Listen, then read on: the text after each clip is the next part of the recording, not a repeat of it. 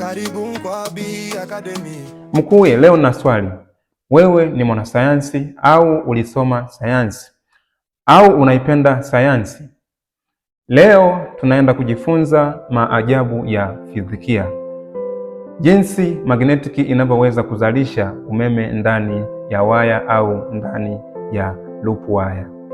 Hii ni Mkwabi Academy, mahali tunaposafirisha physics kutoka darasani mpaka mtaani, na hii concept inaitwa electromagnetic induction. Ukitazama kwenye notes hapa kuna neno electromagnetic induction. Sasa tuanze kwanza kujifunza nini maana ya electromagnetic induction.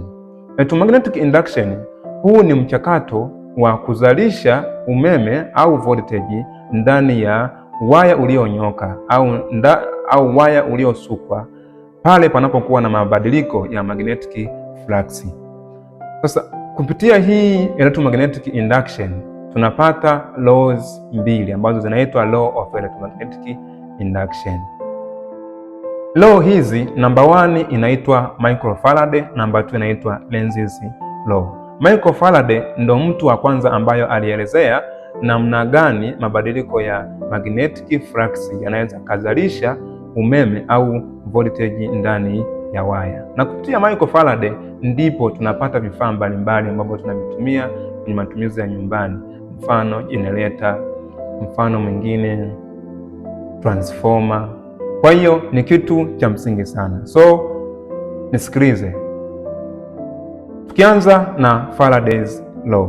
Kama tunavyoona hapa nakwambia Faraday's law is a basic law of electromagnetism that predict how a magnet field interact with the electric circuit to produce an EMF.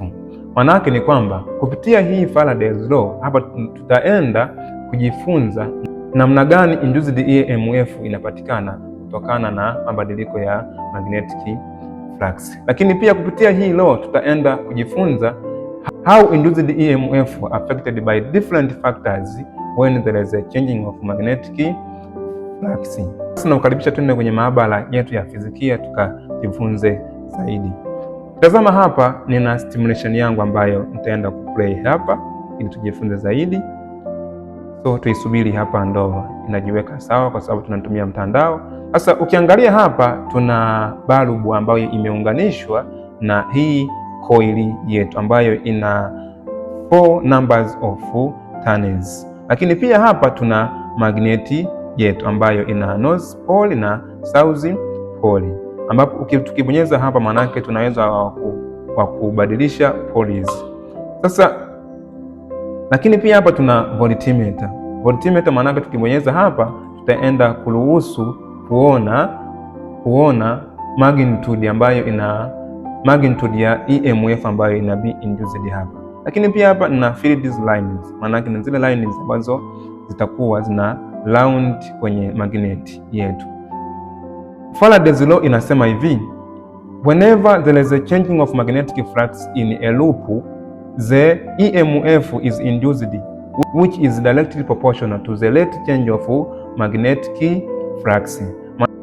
Sasa twende sasa tukaone kwamba je, ni kweli mabadiliko ya magnetic field yana generate induced EMF?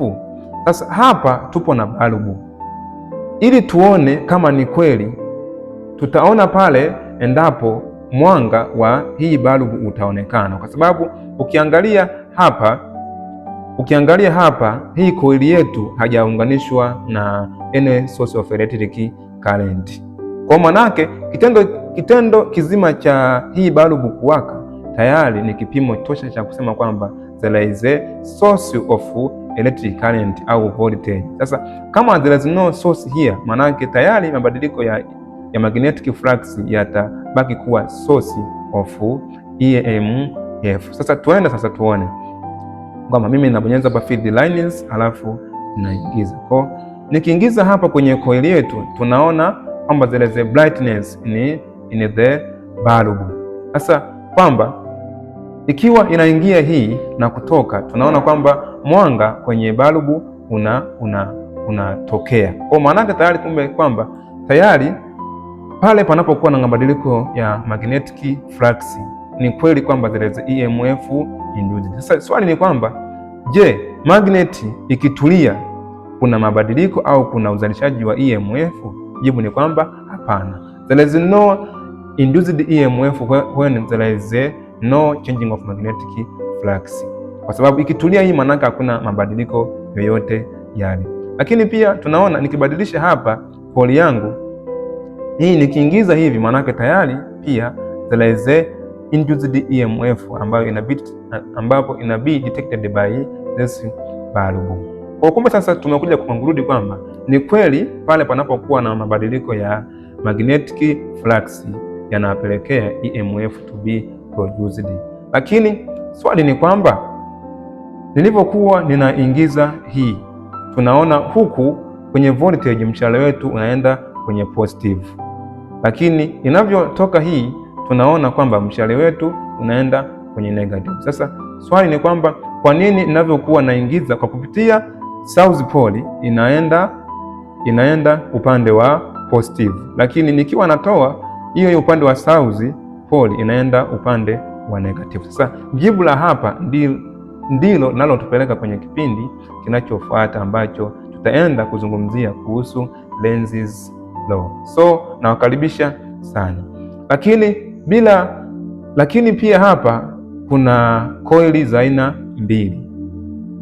Ipo coil ambayo ina namba 2 za loop za turn, lakini ipo coil ambayo tulikuwa nayo mwanzo ambayo ina namba 4 za turn. Sasa hizi loop 2 zinaenda kutusaidia kuona moja hapo ya factors that are affecting the induced EMF, kwamba the number of turns is directly proportional to the EMF induced. Maana yake ni kwamba number of turns zikiwa nyingi tunategemea EMF to be produced itakuwa ni nyingi zaidi, lakini ikiwa ndogo tunategemea EMF itakuwa ni ndogo. Maana yake hapa hii magnet yangu itakapokuwa inaingia hapa nategemea mwanga huku utakuwa ni tofauti. Maana yake ni kwamba hapa kwenye loop ambazo zipo 2 mwanga utakuwa ni mdogo, lakini kwenye loop ambazo zipo nyingi mwanga utakuwa ni mkubwa. Haya, tuone basi. Mimi ninaingiza hapa. Tunaona ni kweli mwanga unatokea hivyo. Haya, basi nichukue magnet yangu niingize hapa. Tunaona mwanga wetu ni mdogo. Kumbe sasa it is true that the glitter in the number of turns also it is the glitter in the induced EMF. Lakini we have others factors affecting the EMF induced. Basi hili ni kuachie swali hilo, utuambie what are those factors that are affecting the induced EMF when there is a changing of magnetic flux. So nawakaribisha sana kipindi kinachofuata cha Lenz's law. Nawapenda sana.